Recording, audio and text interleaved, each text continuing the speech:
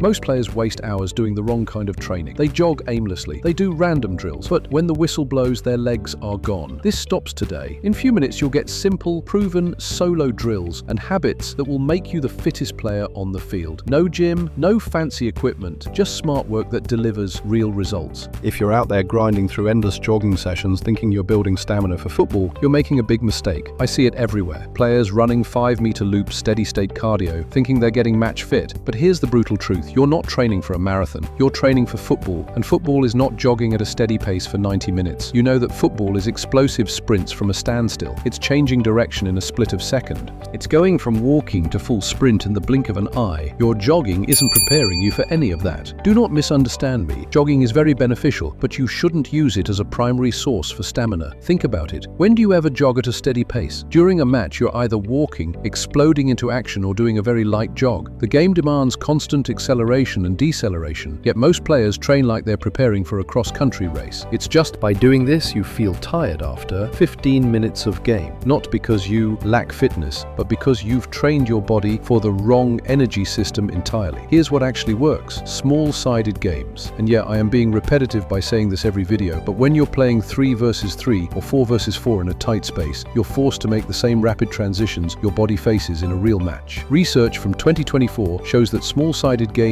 improve endurance, speed, and change of direction simultaneously. The restricted space means you're constantly accelerating, decelerating, changing direction. Your body learns to switch between energy systems just like it needs to during a match. Peak-up games work the same way, that chaotic, unpredictable environment where you never know what's coming next. That's football, but training is only half the battle. You can have the perfect training program, but if you're fueling your body with garbage, you'll never unlock unlimited stamina. We all know carbs are our main energy source. The problem isn't carbs themselves, it's the quality of carbs most footballers are eating. I see players downing pasta before matches, thinking they're carb loading. Processed cereals for breakfast, energy drinks during training, protein bars after sessions, all of this is trash fuel that's sabotaging your energy systems. These processed carbs create wild blood sugar swings. You get a quick hit of energy, then crash hard. Your body becomes addicted to these sugar spikes instead of learning how to efficiently use stored energy. White rice with some quality olive oil. Real fuel looks different. Sweet potatoes, CAO bread that's been properly fermented, natural honey. These give you steady, sustainable energy without the crashes. Now, here's something almost no one talks about. Your circadian rhythm. This internal clock controls when your body produces energy, when it recovers, when it's primed for peak performance. Most players completely ignore this. They train whenever it's convenient, eat at random times, staying up late, scrolling their phones. Then they wonder why they feel tired during matches. Your circadian rhythm is controlled by light exposure. When you wake up and immediately check your phone instead of getting natural sunlight, you're throwing off your entire energy system. When you train under artificial lights at night, you're confusing your body's recovery signals. The fix is simple, but powerful. Get sunlight in your eyes within the first hour of waking up. This sets your internal clock and kickstarts your energy production for the entire day and for evening. Keep the lights dim afterward. No screens for at least an hour before bed. Your body needs that darkness signal to produce the hormones that repair and recharge your energy systems overnight. Now here's something that sounds weird but works. Ground walking barefoot on natural surface,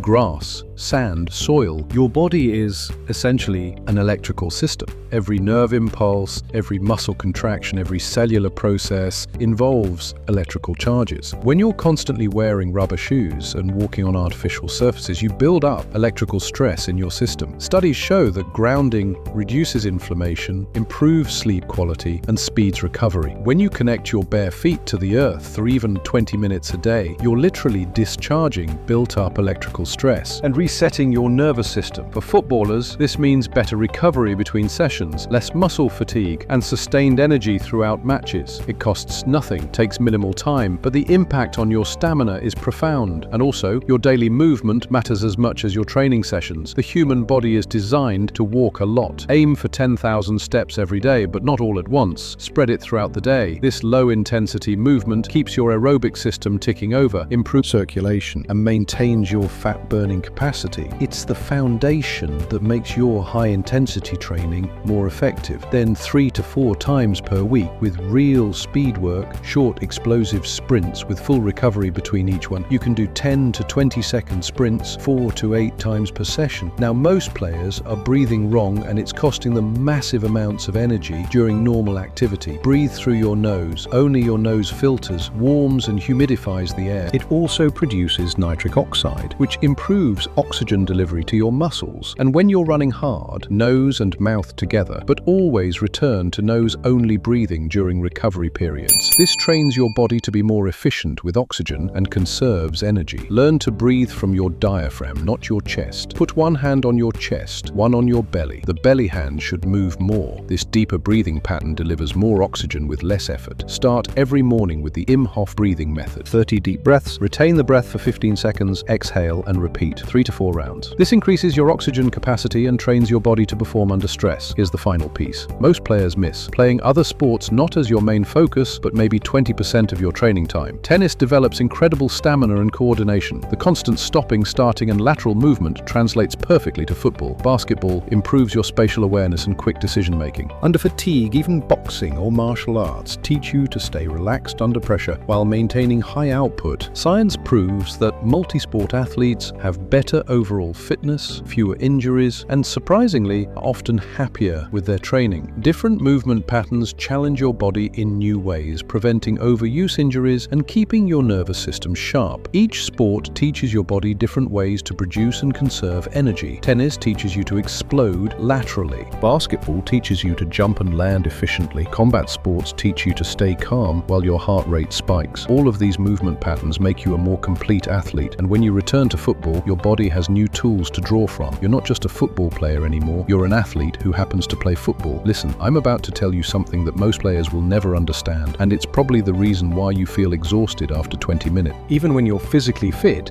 your mind is eating your stamina alive. Think about it. You step onto the pitch, and immediately your brain starts this internal commentary. Don't mess up that pass. The coach is watching. What if I lose the ball? That defender looks fast. I hope I don't embarrass myself. Every single one of those thoughts is stealing energy from your muscles. Your brain uses 20% of your total energy, even when you're just sitting there, doing nothing. Now, imagine what happens when it's running a full time. Anxiety show during a match. Here's what's really happening inside your head. Your nervous system has 2 modes, parasympathetic and sympathetic. Parasympathetic is your rest and digest mode. Calm, focused, efficient. Sympathetic is your fight or flight mode. Stressed, scattered, energy wasting. Most players spend the entire match in sympathetic mode because they're constantly worried about something. And when you're in that state, your body is literally burning through energy like a car with the handbrake on. But here's the thing, you can control this. Every time you feel that mental chatter starting, you reset with breath. Here's exactly what you do. 4 to 7 to 8 breathing during the match. Breathe in through your nose for 4 counts, hold for 7, exhale through your mouth for 8. Do this twice, and your parasympathetic nervous system comes in automatically. The switch happens during the hold. When you hold your breath, you're forcing your brain to stop the mental chatter and focus on survival for those 7 seconds. Your mind can't worry about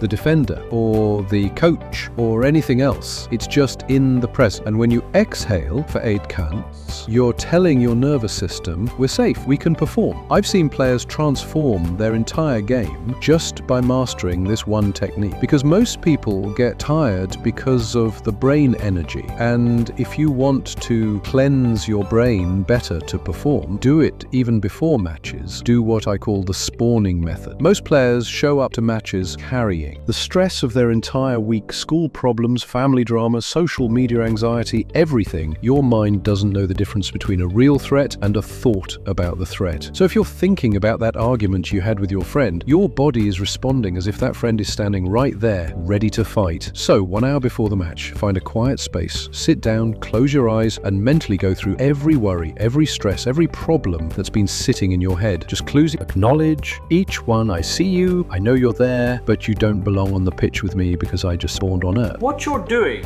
is removing from your brain every past event and every future outcome. You are like a baby living in the present moment. The difference is immediate.